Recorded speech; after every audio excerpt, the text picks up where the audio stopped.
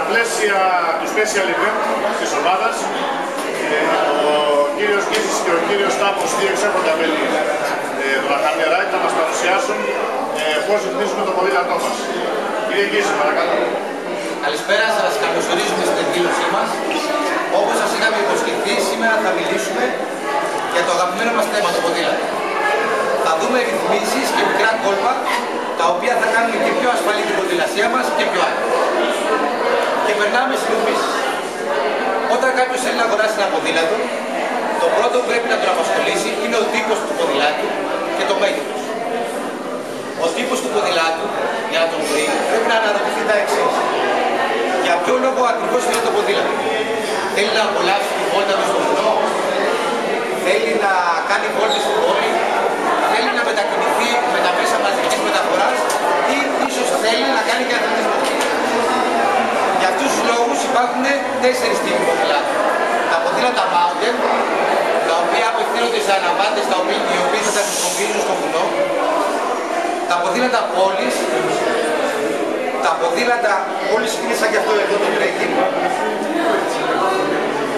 Τα ποδήλατα για αθλητισμό που είναι οι κούρσες και τα σπαστά ποδήλατα που μπορούμε να χρησιμοποιήσουμε στα μέσα μαζικής μεταφοράς. Ας περάσουμε στις ρυθμίσεις. Ένα άλλο βασικό που θα μας απασχολήσει, αφού επιλέξουμε το ποδήλατό μας, είναι το μέγεθος. Το μέγεθος καθορίζεται αποκλειστικά από το ύψος του αναβάτη. Γενικά στα μεγέθη υπάρχουν 3 τύποι. Small, medium και large. Για μεγαλύτερη ύψη υπάρχουν και το extra large. Και πάμε τώρα στις ρυθμίσεις. Ένα βασικό πρόβλημα που αντιμετωπίζουν οι περισσότεροι ποδηλάτες είναι η σέλα. Και από εκεί ξεκινάνε τα περισσότερα παράγοντα. Εμείς εδώ θα δείξουμε πώς ρυθμίζεται η σέλα, που θεωρούμε ότι είναι το πιο βασικό στο ποδήλατο. Η σέλα ρυθμίζεται κατά 2 άξονες.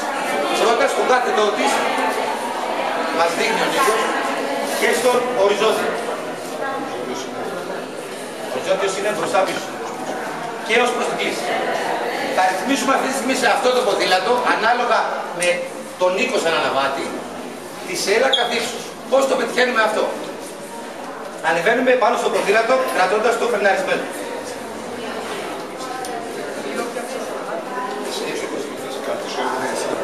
Παίρνουμε τα πετάλια μας, κινώντας προς τα πίσω, σε κάθε τη θέση. Και πατάμε τη φτέρνα μας στο ποδήλατο.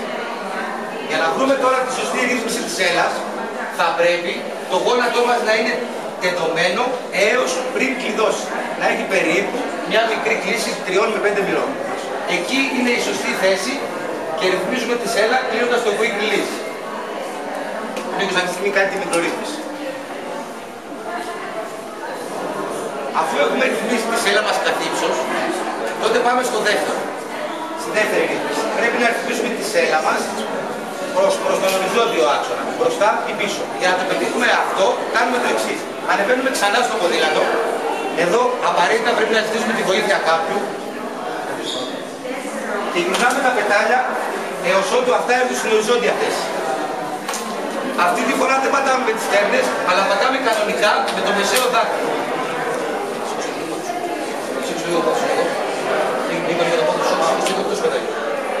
Κάθε πετάλι έχει έναν άξονα.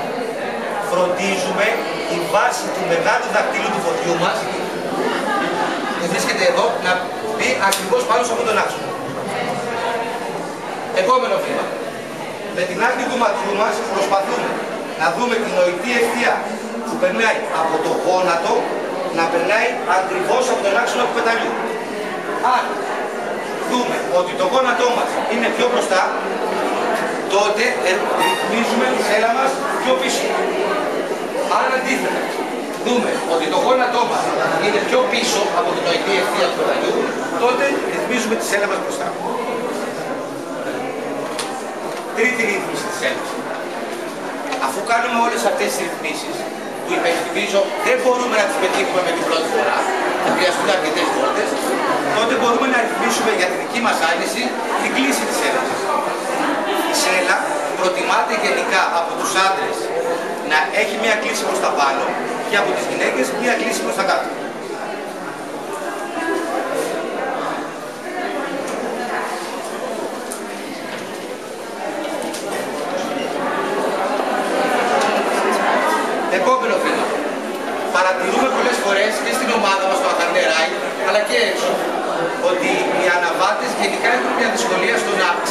συνεχίσουν να ανέβουν δηλαδή στο ποδήλατο ή ακόμη και στο να σταματήσουν. Σήμερα θα δείξουμε πώς γίνεται αυτό με ασφάλεια. Όταν μια σέλα είναι ρυθμισμένη σε αυτό το ύψος, είναι λογικό ότι και εγώ δεν μπορώ να ανέβω. Ίσως και οι περισσότεροι από εμάς. Υπάρχει όμως ο ειδικός τρόπος που ανεβαίνουμε στα ποδήλατα και θα τον δείξω Νίκος αυτή τη στιγμή. Πιάνουμε σταθερά το τιμόνι του ποδηλάτου και φρενάρουμε.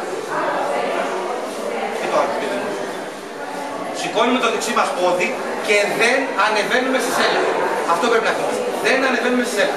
Ανεβαίνουμε κατευθείαν, φέρνουμε το πετάλι στη θέση, ανεβαίνουμε κατευθείαν στο πετάλι, ξεκινάμε και μετά ανεβαίνουμε στη σέλα αφού ισορροπήσει το ποδήλατο. Κατά τον ίδιο τρόπο σταματάμε. Κατεβαίνουμε από τη σέλα πάνω στα πετάλια και μετά στο έδαφος με τη δύση. Και βγαίνουμε το ποδήλατο.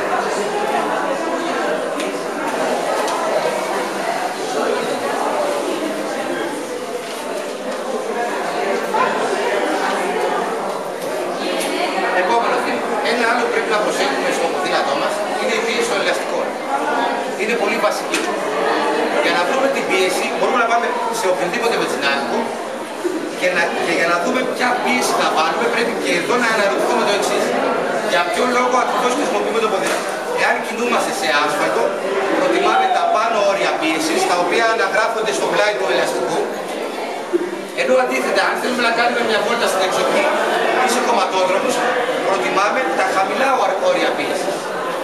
Γενικά, σκόρουμε δηλαδή αρκετά το ποδήλατο στον άσφαλτο, ώστε να μην έχουμε τριβές, και λιγότερο όταν κινούμαστε στο κόμμα.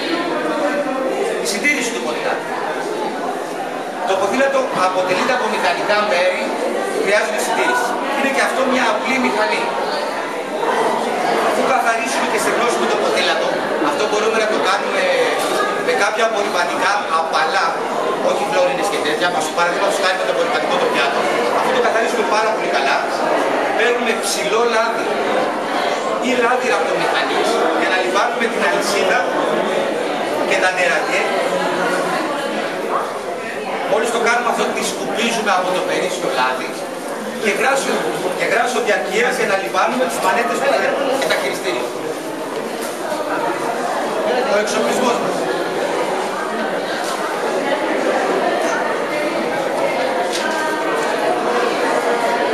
Στην ποδηλασία, ακόμη και στην αστική, για μας και ιδιαίτερα στο Αχαρνέ Ράι, θεωρούμε ότι πρέπει να συνοδεύονται από κάποια αξεσουάρ. Αυτά εμείς τα θεωρούμε σαν υποχρεωτικό εξοπλισμό. Το κράνος. Δεν χρειάζεται να πούμε κάτι παραπάνω γι' αυτό. Τα γάντια του ποδηλάτου.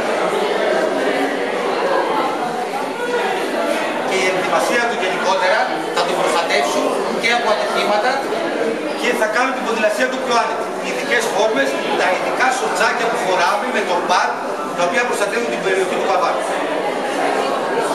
Αλλαγές στα κινητήρα. Γενικά, φροντίζουμε στην ανηφόρα να έχουμε την πρώτη ταχύτητα. Η πρώτη ταχύτητα είναι ο μικρός δίσκος μπροστά και ο μεγάλος πίσω. Και στις ανηφόρες, όταν θέλουμε ταχύτητα, φροντίζουμε να έχουμε το μεγάλο δίσκο με το μικρό πίσω. Εν γέννη και γενικότερα, προσπαθούμε να κρατάμε μία ευθεία στην αλυσίδα. Δεν βάζουμε ποτέ το μικρό δίσκο με το μεγάλο. Το μικρό μπροστά με το μικρό πίσω. Γιατί η αλυσίδα μας θα πάρει κλίση και θα καταπονεί.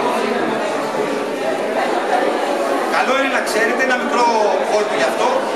Με το μεσαίο δίσκο βάζουμε τα μεσαία γρανάζια, με τον δεξί τα δεξιά και με τον αριστερό τα αριστερά. Είναι ένας απλός τρόπος για να μην μπερδεύεστε με τις ταχύτητες.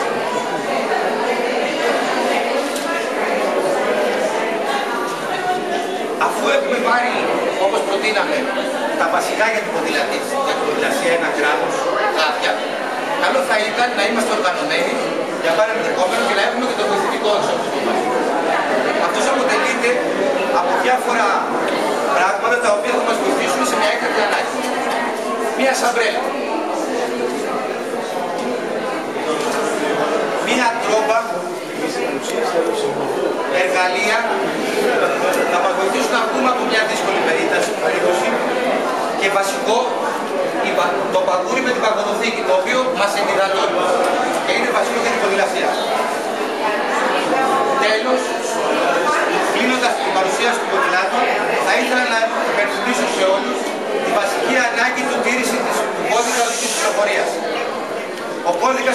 κυκλοφορίας δεν αφορά μόνο τα αυτοκίνητα. Αφορά όσους κινούνται στην άσφαλτο.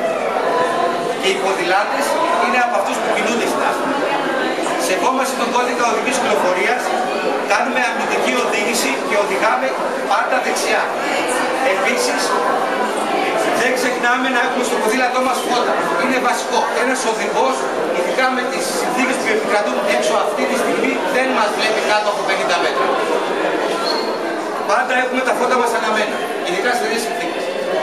Σας ευχαριστούμε που παρακολουθήσατε το event του Ακαρνέ Ride. Σας περιμένουμε για περισσότερες πληροφορίες και για οτιδήποτε άλλη απορία έχετε στην ποδηλατοβόλτα μας κάθε Τετάρτη στις 8.30 στην κεντρική πλατεία του Αγίου Γραφείου. Να είστε καλά.